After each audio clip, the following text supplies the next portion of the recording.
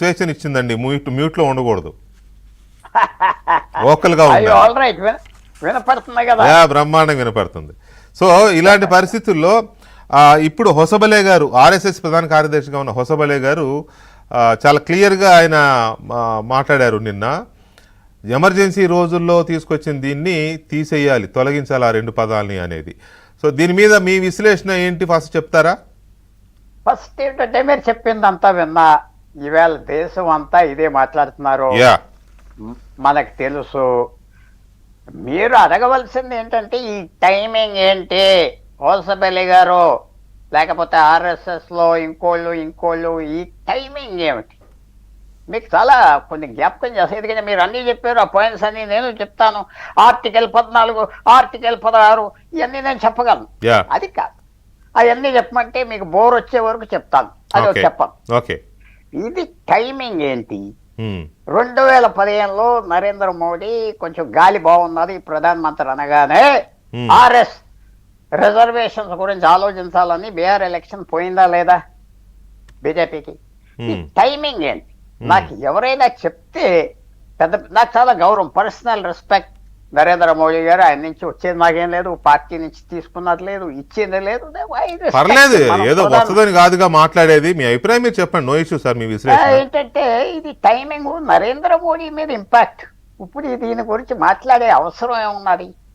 పడుకున్న let sleeping dogs లై, పడుకున్న కుక్కలు పడుకోనే అన్నారు చాలా మంది, పెద్ద మంది. ఇది ఏంటి లాభం? పెద్ద స్కాలర్షిప్పా ఇది? పెద్ద విశేషమైన పునాదా? ఆర్టికల్ 14 నుంచి 10 ఆర్టికల్స్, అందరూ పుట్టిన వాళ్ళు ఈక్వల్, ఇది నీ మతం, ఇవన్నీ లేవని అన్నారు. అది సెక్యులరిజం కింద కవర్ అవుతుంది. సోషలిజం, డైరెక్టివ్ ప్రిన్సిపల్స్ లో కాన్సన్ట్రేషన్ ఆఫ్ వెల్త్ ఉండకూడదు అన్నారు.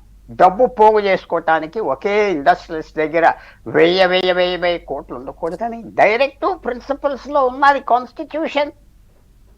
అది ఇందిరాగాంధీ గారు ఏదో ఆ మాట అవసరం గురించి పెట్టారు. ఇప్పుడు తీసేసి ఇది పెద్ద ప్రిన్సిపల్లా? నేను అనుకునేది దీంట్లో ఏం లేదు, చేయగలం పని కాదు, అవసరం లేదు, ముందరికి వెళ్ళిపోవాలి. కానీ ఇది నరేంద్ర మోడీ గారికి బ్యాడ్ ఇంపాక్ట్ కదా. ఆయన ఇప్పుడు మనకి ఆపరేషన్ సింధూర్ సక్సెస్ఫుల్గా అయింది, ఆ ఎకానమీ ముందరికి వెళ్ళింది. G7కి రాను పోడు అంటే వెళ్ళాడు. మన అమెరికన్ ప్రెసిడెంట్ అని కూడా ఇలా మాట్లాడితే మర్యాద కాదని స్పష్టంగా చెప్పాడు.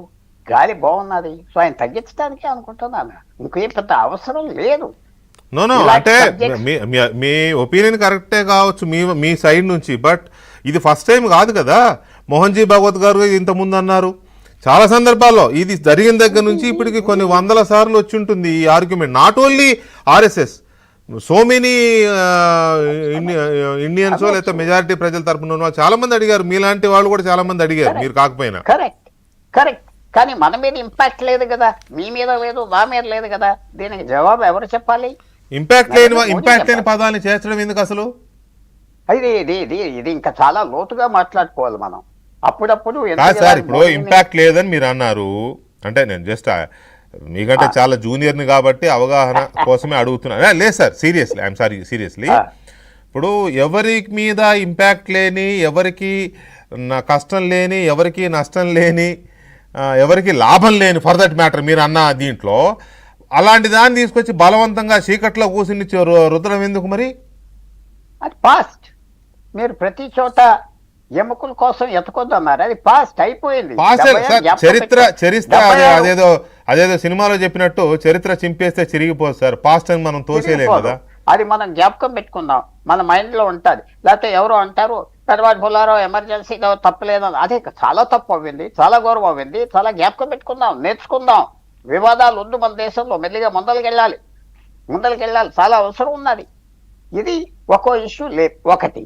దీనివల్ల ఆర్థిక వ్యవస్థ ఏమన్నా ఇంప్రూవ్ అవుతుందా? మన దేశంలో మంచిగా అందరూ బతుకుతామని చెప్తే చేద్దాం.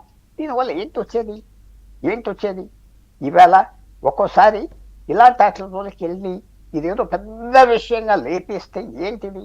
ఈవేళ నేను ఫ్రాంక్గా చెప్తున్నా, ఈ టైమింగ్ చూసి, ఈ సబ్జెక్ట్ చూసి ఒకే ఒక వ్యక్తి మీద burden, Narendra Modi.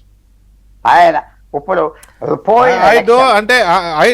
I don't think Narendra Modi గారికి ఎఫెక్ట్ అవుతుంది లేకపోతే ఎఫెక్ట్ అవ్వాలి అనే ఉద్దేశంతో ఆర్ఎస్ఎస్ సెకండ్ ఇన్ కమాండ్గా ఉన్న హొసబలే గారు ఈ కామెంట్ చేశారు నరేంద్ర మోడీ గారిని దృష్టిలో పెట్టుకొని అని మీరు అంటున్నారు. కానీ కాదు కాదు.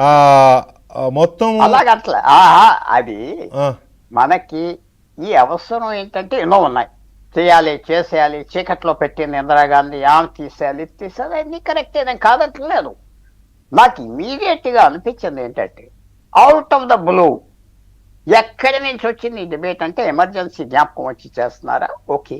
కానీ ఇది అంత క్రిటికల్ ఇష్యూవా? ఆల్రెడీ కాన్స్టిట్యూషన్లో 10 ఆర్టికల్స్ చెప్పినాయి ఈ రెండిట్లని ఆ విధంగా మాటిచ్చింది. అదే మరి ఏంటి నా ఇంట్రడక్షన్ లో కూడా నేను అదే చెప్పాను.